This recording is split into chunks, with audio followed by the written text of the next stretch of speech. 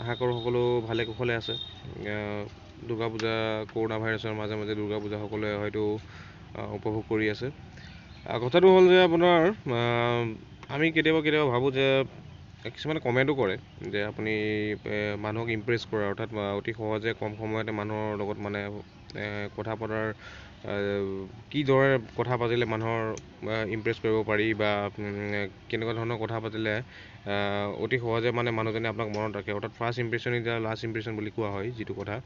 মানে প্ৰথম চিনাকিতে যাতে মানুহজনে মানুহক কেনেদৰে মানে মনত ৰৈ যায় মানুহজন বা মানুহজনৰ প্ৰতি ইমপ্ৰেছ হয়, তাৰ কিছুমান কথা লৈ একচুৱেলি ভিডিঅ'টো বনাবলৈ ওলালোঁ। প্ৰথম কথা হৈ গ'ল, আপুনি এজন মানুহক 90 ছেকেণ্ডৰ ভিতৰত আপুনি আকৰ্ষিত কৰিব পাৰে। 90 ছেকেণ্ডৰ অৰ্থাৎ 90 ছেকেণ্ডৰ ভিতৰত এইটো বস্তু ডিপেণ্ড কৰে যে আপোনাৰ লগত যিজন মানুহে কথা পাতিছে 90 ছেকেণ্ড কথা পতাৰ ভিতৰত এইটো ডিপেণ্ড কৰে যে সেই মানুহজনে আগলৈ আপোনাৰ লগত কথা পাতি যাব নে তেওঁ কথা সমাপ্ত কৰিব। অৰ্থাৎ সেই 90 ছেকেণ্ডত মানে হিউমেন চাইক'লজিৰ যিটো আমাৰ পাৰ্ট আছে তাত এইটো বস্তু হেৰি হয়, সন্নিৱিষ্ট হয় যে 90 ছেকেণ্ডৰ ভিতৰত সেই মানুহজনে আপোনাৰ ডিচাইড কৰিব যে পাতিব নে। অৰ্থাৎ প্ৰথম কথা হৈ গ'ল, যেতিয়া আপুনি এজন মানুহৰ লগত কথা পাতিবলৈ যায় তো প্ৰথম কথা যে আপুনি সদায় হাঁহি মুখে যাব লাগে, কাৰণ দুখ মুখ আমি কাৰো ভাল নালাগে, দুখ কৰি থাকিলে কাৰো ভাল নালাগে। তো প্ৰথম অৱস্থাত আপুনি যাৰ লগতে কথা পাতিবলৈ যায় তো হাঁহি মুখে যাব লাগে, সদায় হাঁহি থাকিব লাগে। হাঁহি থকা চেহেৰাটো আমাক সকলোৰে পচন্দ হয়, কান্দি থকা মুখ এখন আমাৰো পচন্দ নহয়। তো হাঁহি মুখে যদি আপুনি যায়, অৰ্থাৎ ৱেলকামিং মুডত হাঁহি মুখে ভাল কথা পাতিবলৈ যায়, যে নিশ্চয় আপোনাৰ মানুহজন ইমপ্ৰেছ হয় বা নতুনকৈ পোৱা মানুহজনকো যদি হাঁহি মুখে কথা পাতিবলৈ চিনাকি হয় তো তেওঁ অন্ততঃ আপোনাৰ প্ৰতি এটা আগ্ৰহ প্ৰকাশ কৰিবলৈ বিচাৰে। কাৰণ গুমঠা হৈ যদি থাকে তেতিয়া কোনে কথা পাতিবলৈ ধৰক ইণ্টাৰেষ্ট নেদেখুৱায়। দ্বিতীয় কথা হৈ গ'ল, মানুহ উৎসুক হ'ব লাগে, অৰ্থাৎ কাৰোবাৰ মানে বি এ লিচেনাৰ, অৰ্থাৎ আপুনি বেলেগৰ কথা শুনিব লাগে, মানে বেলেগৰ কথা শুনিব পৰা আপোনাৰ কেপাচিটি হ'ব লাগে। যে কোনোবা এজনে কিবা এটা কৈ আছে, তেওঁ সেই কথা আমি যেতিয়া ক'ৰবাত গ'লে প্ৰথমতে আমি আমাৰটোকে ক'বলৈ বিচাৰোঁ যে মই এনেকুৱা, মই তেনেকুৱা, বেলেগৰতো আমি জানিবলৈ নিবিচাৰোঁ।